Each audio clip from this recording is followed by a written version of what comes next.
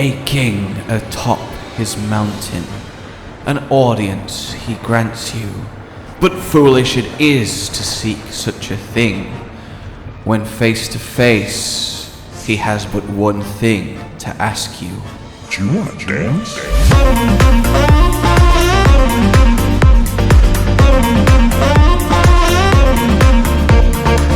Okay, but could you imagine though? Hello, ladies and gentlemen, welcome one and all fellow hunters, as today we talk lore of the Serpent King Dragon, Dalamadur in all his glory, the largest monster, one of the most powerful creatures to exist in the Monster Hunter world, a mighty legend, and sadly, more forgotten than I think a lot of us would like, but he is magnificent, both in what he does and how he does it.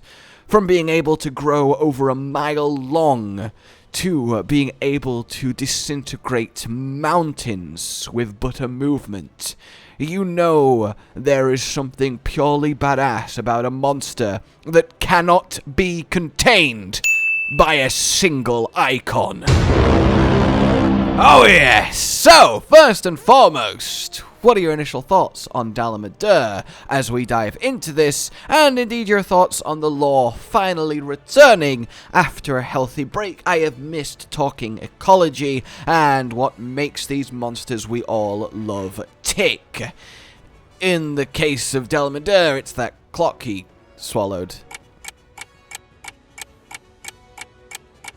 I'm sorry, I'm trying my best here. So, a huge Elder Dragon, massive beyond human comprehension. The only mention of its existence is found in fairy tales, which claim it can warp the very surface of the world and level mountains with a single twitch. Indeed, the Dalamadur that spend their days on the Spear-Tip Crag, though they have been known to roam further afield, some to the New World to die in the Rotten Vale, though we'll get to that, but some still hunting through forests near and far. By and large, they stick to their mountain home in an uneasy peace with the local villagers and villages. Should any of them catch their ire, well, there is naught you can do to repel the death that the Serpent King Dragon would bring, but they are content up on their lofty perches to stay there to live out their lives in peace, and their lives are incredibly long-lived. It is a snake wyvern, although of course Elder Dragon, sharing that category with Najarala, but so much more ginormous in scope.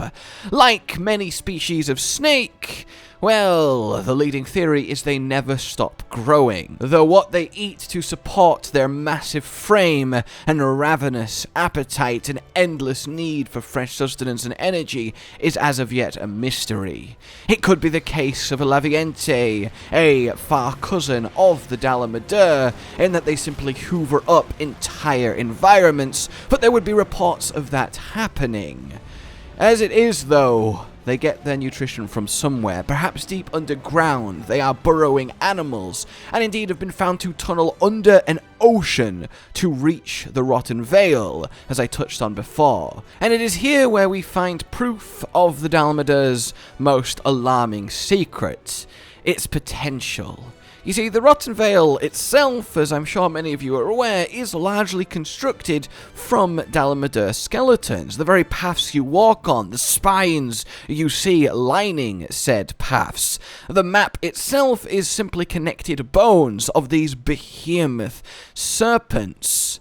But to put it in perspective, to really help us understand it, we have one single vertebrae here of a long-dead Dalamadur. It is about the length of a Radabarn. God, I'd forgotten Radabarn even existed. He really is kind of one of those monsters, and I feel kind of bad for him. In any case, we'll be using the scientifically accepted measurement of Radabarn lengths. And with that vertebrae being one Radabarn length, well, we can kinda extrapolate out using a real-life snake skeleton. they have a lot of vertebrae. So imagining just one single one of these, roughly the length of a Radaban, is kind of, well, spine-tingling. And indeed, using the fact that a Radaban is around 18 meters long, and that is the length of a single vertebrae, we can do a rough guesstimation of the entire width of the snake itself, getting about 60 meters, which is lunacy. The largest snake to ever existed, the Titanoboa, was, to put in perspective, 1 meter in diameter, which, don't get me wrong, is a dirty, great, big, terrifying serpent, and it also grew up to 15 meters long. So if we scale it all up, allow for the average number of vertebrae in an adult snake, we kinda get numbers that put a adult Dalamadur before dying in the Vale, likely of old age, as naught could challenge it at that point, at over a mile long. Now, whether these are an ancient species, long extinct, similar, but not quite like the ones we fight in the game itself, is hard to say. What is, well, sayable is just how potent the power of Dalamadur is. We find relics of it in the Rotten Vale. These blue, softly glowing rocks are long dormant, or perhaps not so dormant, meteors summoned by the Dalamadur. It has the mysterious and uncanny ability to rain fire from the sky. Likely superheated rock churned up and sent skyward to come hurtling down. It is infused with the very essence of the dragon. And it's long-lived. For these to still be active so long after the death of that which likely created it is alarming. A local Odogaron can crack it open and spew forth the signature blue flame, damaging it immensely along with you, the hunter.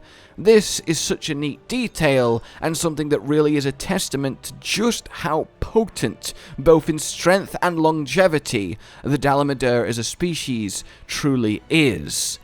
Now, we have the Serpent itself, a superheated chest acting like a massive heat exchange regulating vent. This lets it spew forth its flame.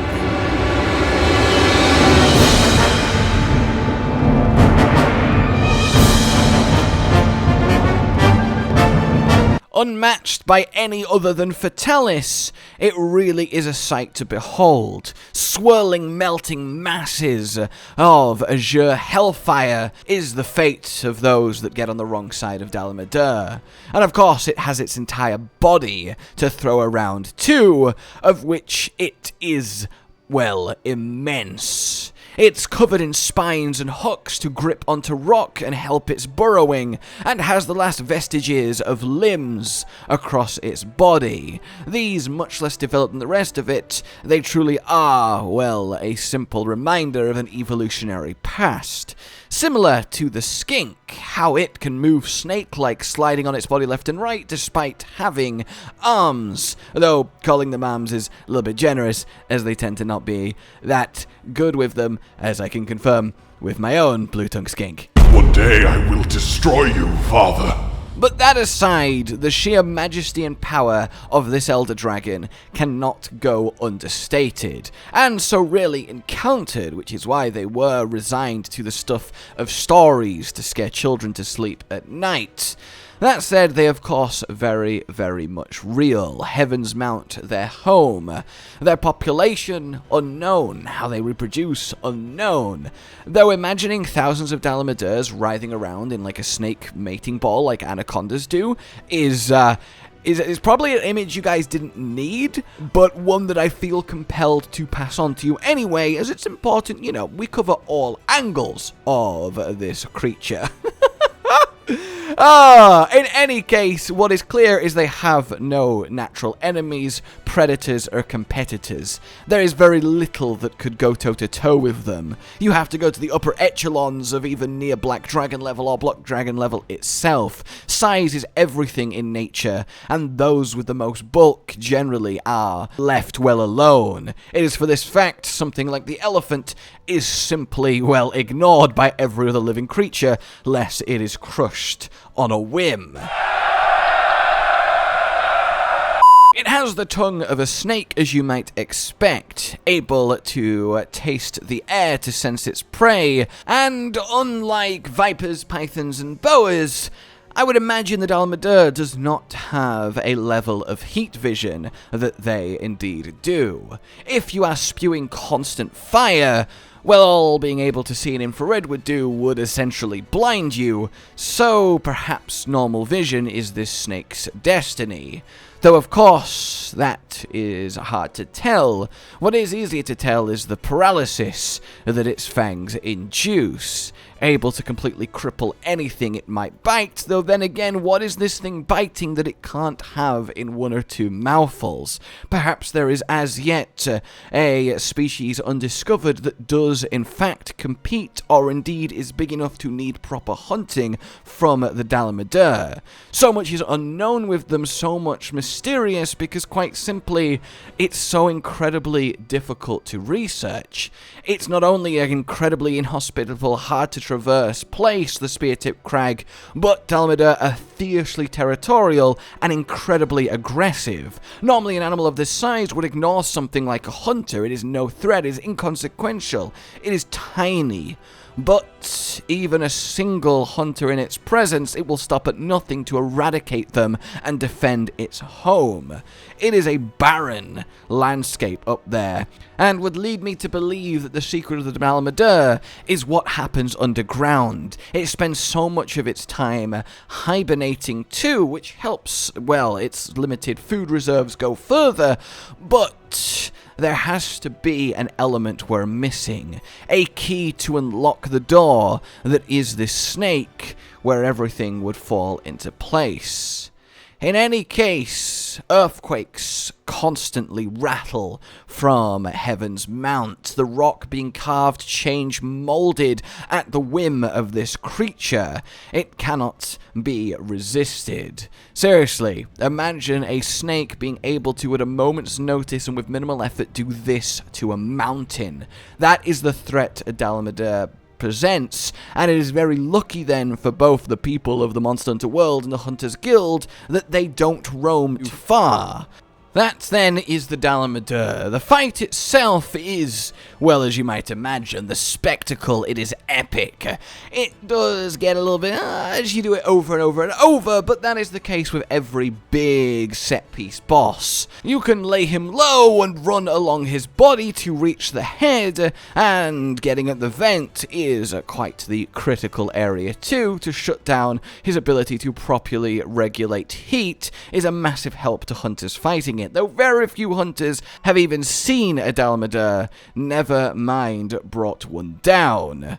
There is a lot of prestige to any who can. Of course, then, there is the Shah Dalamadur, a subspecies and a state that the Dalamadur takes on, similar to Rusted Kushala, well, when it has freshly shed. They are more powerful and more aggressive, as their shedding has left them momentarily weakened, but they more than make up for that with the increased veracity of their attacks. Now a, well, more reddy, orangey, browny hue until their colouring settles back to normal Dalamadur. It would be more accurate to call this a variant than a true subspecies, as it is not permanent and happens cyclically as the snake grows and sheds its skin. In fact, you would think one would be able to find a massive shed Dalamadur skin around Heaven's Mount. Snakes, by and large, can shed in one single, sock-like piece that will come off them instead of little bits and flakes.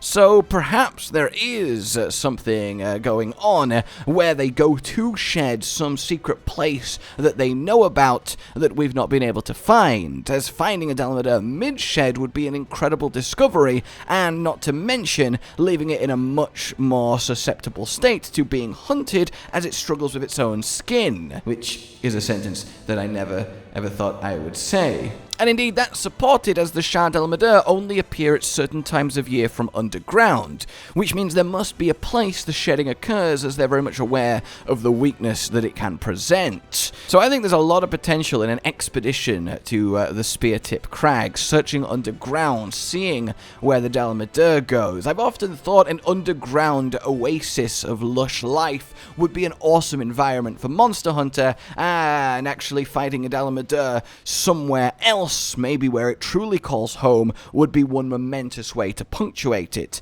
And indeed, I do hope we see Dalamadur again. He is magnificent, and snake wyverns in general need as much representation as they can get. They're just purely cool. And this guy, while not the heaviest monster that goes to Zora, is by far and away the longest, and at the very least tied with general bulk thanks to that length. Not getting him once more would be such a shame going forward, especially as the idea of his fight being redone and rebrought to life in something like Monster Hunter 6, building on what World and Iceborne did. It would let you do a Dalamadur fight that is just unbelievably cool, way above what was possible when he first got introduced, and I would just absolutely adore to see it.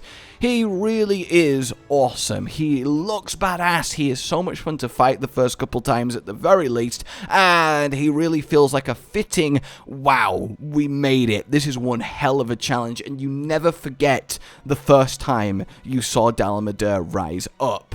So here's hoping we have not seen the last of him, and for now then, that is what you need to know about the Serpent King Dragon. Let me know what you guys think of Mr. Dalamadur, let me know what you think of the law returning, and let me know which monster you would like to see covered next time. For now, like if you enjoyed this, subscribe and hit the bell for more, considering supporting the future of this channel on Patreon down below. It is what keeps us going, and if you like what we do, well, it's much, much appreciated. For now then, until we meet again, a goodbye. Josh, Cotton, and Hollow with the videos, dropping the humor like a hammer on your tippy toes, bringing entertainment on a daily arrangement to take our insanity and turn it into entertainment. Yes, I said entertainment twice, to reiterate that it is nice to look into your faces on a mostly daily basis when you let us in your homes to make the whole world a stage. Goodbye.